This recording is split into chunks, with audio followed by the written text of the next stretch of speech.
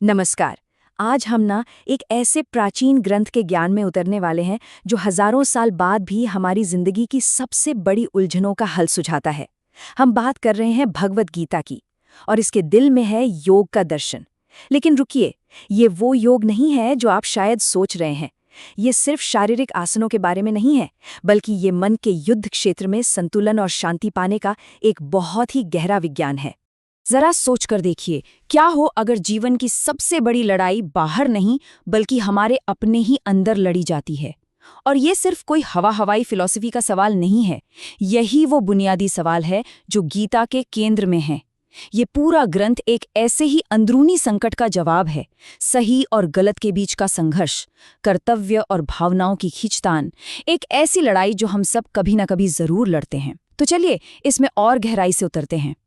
तो कहानी शुरू होती है कुरुक्षेत्र के मैदान से।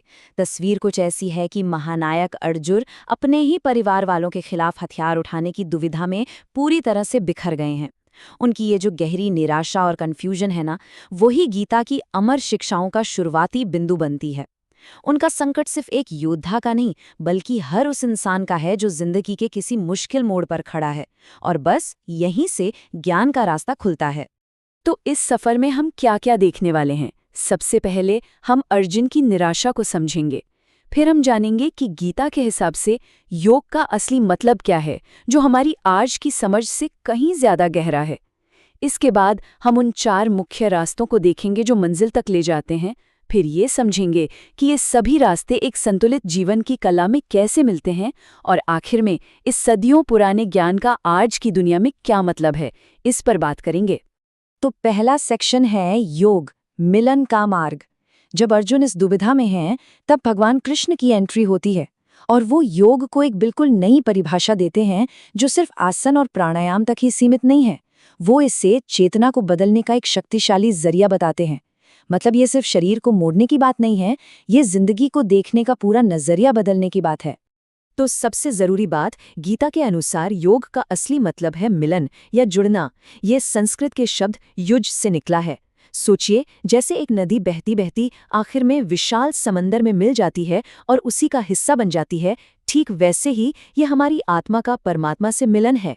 ये जो एक होने का, पूरा होने का एहसास है ना, बस यही योग का असली लक्ष्य है। देखिए, आज की तारीख में जब हम योग शब्द सुनते हैं तो हमारे दिमाग में अक्सर क्या आता है? मैट पर किए जाने वाले मुश्किल आसन, है ना? लेकिन गीता इस पूरी तस्वीर को ही पलट देती है। वो योग को जिंदगी के एक संपूर्ण दर्शन के रूप में पेश करती है। एक ऐसा दर्शन जिसमें हमारा हर काम, हमारा हर विचार और हमारी हर भावना शामिल है। ये सिर्फ मैट पर बिताया गया 1 घंटा नहीं, बल्कि 2400 घंटे जीने का एक तरीका है। अगला सेक्शन है 4 मार्ग, 1 लक्ष्य।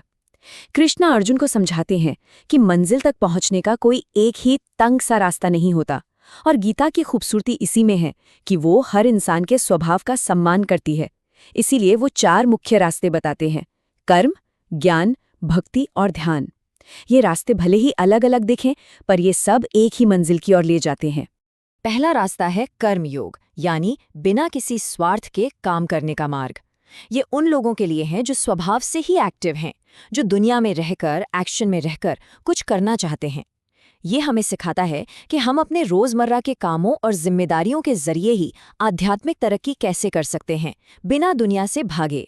कर्म योग के सिद्धांत ना सच में क्रांतिकारी हैं। ये दुनिया से भागने का नहीं, बल्कि दुनिया में रहकर उससे आजाद होने की कला है। इसका सबसे जरूरी नियम यह है कि अपना काम पूरी लगन और कुशलता से करो, लेकिन उसके नतीजे से कोई उम्मीद मत रखो। जब हम फल की चिंता छोड़ देते हैं ना, तो हमारा काम ही हमारी पूजा बन जाता है। तभी हमें बांधता नहीं, बल्कि हमें आजाद करता है और हमारे मन को साफ करता है। अगर कर्म योग करने का रास्ता है, तो अगला रास्ता है ज्ञान योग, यानी जानने का मार्ग। ये उन लोगों के लिए है जिनका झुकाव बुद्धि और विश्लेषण की तरफ है, जो हर चीज की जड़ तक जाना चाहते हैं। ये बुद्धि और विवेक के जरिए सच को समझने और खुद को जानने पर जोर देता है। ज्ञान योग का सार है विवेक, मतलब ये समझने की काबिलियत कि क्या असली है और क्या नकली, क्या हमेशा रहने वाला है और क्या पल भर का है। जैसे धूल में से सोने को अलग कर लेना। इस रास्ते का मकसद अज्ञान के पर्दे को हटाकर ये महसूस करना है कि हमारा असली स्वरूप ये शरीर या मन नहीं है जो बदलते रहते हैं, बल्कि वो अविनाशी शांत आत्मा है जो इन सब से परे है। तीसरा रास्ता है भक्ति योग, जो सीधा दिल से जुड़ता है। अगर कर्म योग हाथों का रास्ता है और ज्ञान योग दिमाग का, तो भक्ति योग दिल का रास्ता है। ये हमारी भावनाओं को, हमारे प्यार और भरोसे को एक आध्यात्मिक प्रैक्टिस में बदल देता है और ईश्वर के साथ एक सीधा पर्सनल रिश्ता जोड़ता है। भक्ति योग सिखाता है कि सच्चे प्यार और पूरे समर्पण से परमात्मा के साथ एक सीधा कनेक्शन बनाया जा सकता है। इसमें भक्त अपनी छोटी छोटी इच्छाओं और अपने मैं को ईश्वर में ऐसे मिला देता है जैसे एक बूंद समंदर में मिल जाती है। बहुत से लोगों के लिए ये मिलन का सबसे आसान और आनंद से भरा रास्ता माना जाता है। और चौथा रास्ता है ध्यान योग।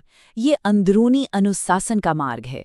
ये उन लोगों के लिए है जो अपने चंचल मन को साधना चाहते हैं और अंदरूनी शांति और स्थिरता पाना चाहते हैं।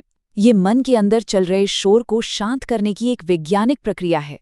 हमारे मन की हालत अक्सर एक तूफानी समंदर जैसी होती है ना?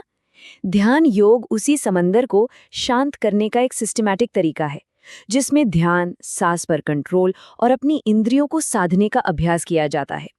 इसमें जिंदगी के हर पहलू में बैलेंस पर बहुत जोर दिया गया है, हमारे खाने पीने से लेकर हमारे सोने जागने तक। तो जैसा कि ये टेबल संक्षेप में दिखा रहा है, हमारे पास 4 अलग अलग रास्ते हैं जो इंसान के 4 मूल स्वभावों के लिए बने हैं। एक्शन के लिए कर्मयोग, ज्ञान के लिए ज्ञान योग, भावना के लिए भक्ति योग और इच्छा शक्ति के लिए ध्यान योग। इनके तरीके और फोकस भले ही अलग हों, पर याद रखिए मंजिल एक ही है, मिलन। अगला सेक्शन है संतुलित जीवन की कला। अब सबसे जरूरी सवाल ये उठता है कि क्या हमें इन चारों में से कोई एक रास्ता चुनना है? क्या ये सब एकदम अलग अलग हैं?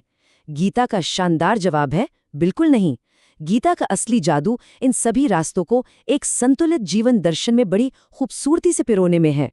गीता के दूसरे अध्याय का ये एक सूत्र, समत्वम योग उच्यते, आप कह सकते हैं पूरे दर्शन का निचोड़ है। इसका मतलब है मन का संभाव ही योग कहलाता है। मतलब योग सिर्फ परमात्मा से मिलना नहीं, बल्कि जिंदगी के हर उतार चढ़ाव में मन की शांति और संतुलन बनाए रखने की हालत है।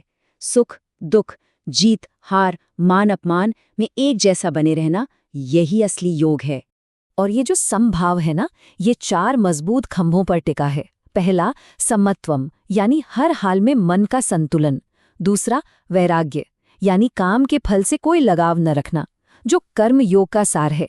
तीसरा, आत्मज्ञान, ये जानना कि हम शरीर नहीं आत्मा हैं, जो ज्ञान योग का लक्ष्य है। और चौथा, भक्ति, ईश्वर के प्रति समर्पण, जो हर काम को एक मकसद देता है। ये चारों मिलकर एक डायनामिक बैलेंस बनाते हैं। और यही बात गीता के संदेश को इतना प्रैक्टिकल और पावरफुल बना देती है।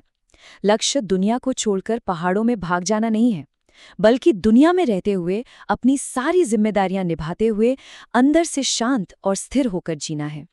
मुक्ति जिंदगी से भागने में नहीं, जिंदगी को सही ढंग से जीने की कला में है। अगला सेक्शन है आधुनिक दुनिया के लिए ज्ञान।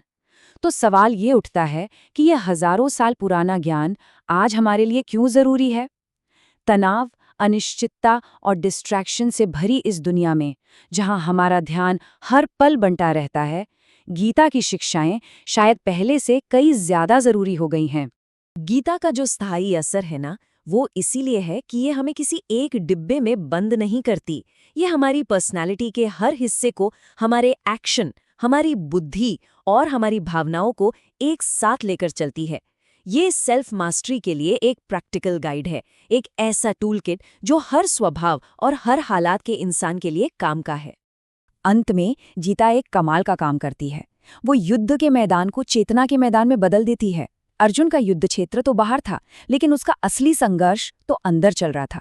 हमारा युद्ध क्षेत्र हमारी रोजमर्रा की जिंदगी है, हमारी चुनौतियां, हमारे रिश्ते और हमारा अपना मन।